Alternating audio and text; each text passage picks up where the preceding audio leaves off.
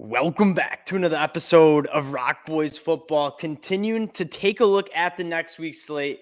And we're heading back out to the Pac-12 as Arizona State heads on the road to play the Washington Huskies. And Washington Husky fans, players, like this one, it's a little bit personal for Washington. I'm sure many of us remember what happened last year at Arizona State. Any worry about a letdown game after a massive win against Oregon, I think gets mitigated because they have this one circled and will be out ready to play this weekend at Husky Stadium. Really excited to get into this one. Before we do, just want to say thank you to you guys. I mean, the support that y'all have shown for all of these game breakdowns, it truly does mean a lot. So many Washington Husky fans in the comment sections when we were breaking down the Oregon game. Even though I picked against Washington, again, can't thank you guys enough for all the support. So if you do enjoy the content, again, consider subscribing to the channel. More importantly, let me know in the comment section how you guys are feeling. Appreciate y'all rocking with us. Let's get into this one. And I want to start with the Washington Huskies on the offensive side of the ball. And I saw something on Twitter this morning, I think, and it was comparing Washington's team this year to LSU's in 2019. And if y'all remember, that LSU team in 2019, I think was one of the best college football teams we've seen this century. And I said at first, that's wild. Like this LSU 2019 team, it's on a different level. And then I got to thinking about it, right? Joe Burrow playing Heisman level quarterback. Well, Washington has that with Michael Penix probably playing like the best quarterback in the country. Multiple NFL wide receivers surrounding Joe Burrow. Washington has that. And some of those guys haven't even been healthy. Really good offensive line, especially in pass protection. The Washington Huskies check a lot of those boxes that the LSU team in 2019 did. This is a special Washington team. And looking at the offensive numbers, I mean, you look across the country, could you name me, and I'm not talking about just Pac-12 teams, I'm talking about in the entire country, could you name me an offense that you trust more to outscore the opponent than this Washington team, especially when they get guys like McMillan back? I don't think you could, right? I'm trying to think of how many offenses it was. USC was on that list. Then I go watch them play Notre Dame and only score 20 points, look completely lost on the offensive side of the ball. Right now, the Washington Huskies, and quite frankly, maybe just the Oregon Ducks, are the two teams that have that high-powered of an offense. Really special team. A couple things I'm looking at in the matchup for Arizona State.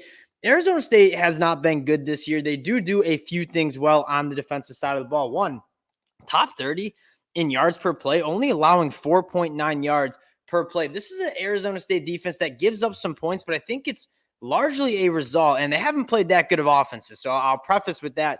But largely, I mean, Arizona State's extremely aggressive on the offensive side of the ball. Whether they're going for it on fourth downs, turnover-worthy plays, they've put in Arizona State in a bad spot on the defensive side of the ball a decent amount. And so if you're Washington, this Arizona State defense is not as bad as I think some of the numbers in terms of points per game say. That being said, it's really hard to trust Arizona State to stop Washington. Another thing I'm looking at, sack percentage. I mean, Arizona State, again, not doing a ton of things well on either side of the ball. You see their record. That being said, sacking the quarterback 8.9% of the time. That is top 20 in the country. They have some dudes who can get after the passer. I've been extremely impressed with this offensive line, especially in the tackle play. When you take a look at Michael Penix's sack percentage, he's getting sacked on 1.7% of his dropbacks. That's number 4 in the country. Largely, Michael Penix, just elite processor, getting the ball out of his hands very quickly. Shout out the wide receivers for creating separation, no doubt about it. But this offensive line in pass pro has been absolutely elite, only giving up 1 sack against Oregon. And I said this Oregon pass rush unit has gotten a lot better. In Washington, on the offensive line, has really held their own. You look at Michael Penix, you look at Roma Duzne, Jalen Polk, Giles Jackson emerging as a playmaker when they get McMillan back. A ton of guys on the outside that can make plays. And then you combine it with the running game. 5 yards per carry against Oregon. Dillon Johnson, a massive upgrade from what the Huskies had last year in that running back spot. Now, they don't want to run the football that much. Why would you when you have Michael Penix? But the ability to do so is absolutely massive. And I think that kind of takes Washington a kind of another notch up from that offense that you saw last year. Now, flipping sides of the football, this is where I think Washington might have some untapped potential that I hope to be seen in this Arizona State game. You look at Arizona State on offense, they want to throw the ball. Throwing the ball 60% of the time.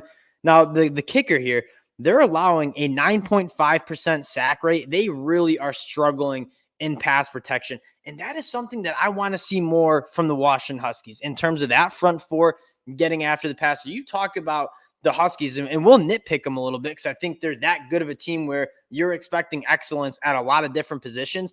One position that I'd like to see Washington take that step in is getting after the passer, especially with those edge rushers. ZTF, Braylon Trice, two of the more talented edge rushing duos that you see across the country. But you look at Washington's numbers, only sacking the quarterback 2.8% of the time. That's 130th in the country, almost dead last.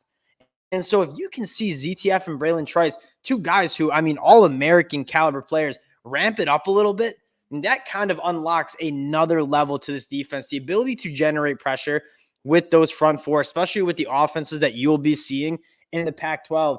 A massive storyline.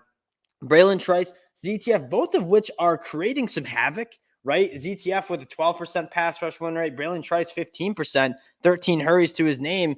You want to see them finish those plays, create those negative plays, get opposing offenses off schedule, kind of behind the chains. And if they can do that, I mean, that kind of unlocks another level for this Huskies defense. Now, the back end has there's a lot of good transfers across the country. You see him, Washington has a few, Dylan Johnson being one at the running back spot. A non-quarterback that is just going so far under the radar in terms of the impact as a transfer, Jabbar Muhammad. He's been absolutely nailed. He's been targeted 30 times, has only given up 11 catches. And I thought they were being ticky-tacky with some of the calls for Jabbar Muhammad at the Oregon game. Guys like Dominique Hampton, really, really good. This is a Washington Huskies defense that is massively improved in the back end. And because I think partially is because they have a guy in Jabbar Muhammad who is absolutely a lockdown cornerback that makes your defense so much easier to call when you really trust one cornerback on the outside to do his job. You take a look at this Huskies defense, and a lot of the hype goes to that offense. This is a really good Washington Huskies defense that I think in times can win this Washington team some games as well. Last year, it was if Michael Penix doesn't win this game, they're probably not winning the game. This year, I mean, we haven't seen Michael Penix play bad yet. I'm not really counting on it. But if Michael Penix does have a slow start or a sloppy game, I think this Washington Huskies defense can carry the boats a little bit. Getting into the pick here, again, you hear a lot about letdown spots after this Oregon game. Washington, and the line's been bouncing around. I think it's inside of 4 touchdowns right now at home. 26.5. This isn't one that, like, as a bettor, I'm rushing to the table to bet Washington on a massive spread like this. That being said, I'm definitely not worried about a letdown game right now. And if Washington comes out and doesn't have a letdown game and plays anywhere close to the level they played against Oregon or that we've seen this season, the Washington Huskies are rolling with this one. Right now, if you ask me, you're lining up tonight, and saying pick your team to win a national championship, and I'm a Michigan fan. I don't know if many of you know I'm a Michigan fan. I'm not sure if there are many teams in the country that I'm taking over the Washington Huskies. That's how good I think this team is. Truly a special year. It's really hard not to root for this team. If you guys saw the social media video with Nirvana, I think it was, electric program, electric team. Michael Penix, a really easy guy to root for. Love talking about this team. Appreciate you guys rocking with the fellas. If you do enjoy the content, again, consider subscribing to the channel. Appreciate you guys, and we'll talk to y'all later.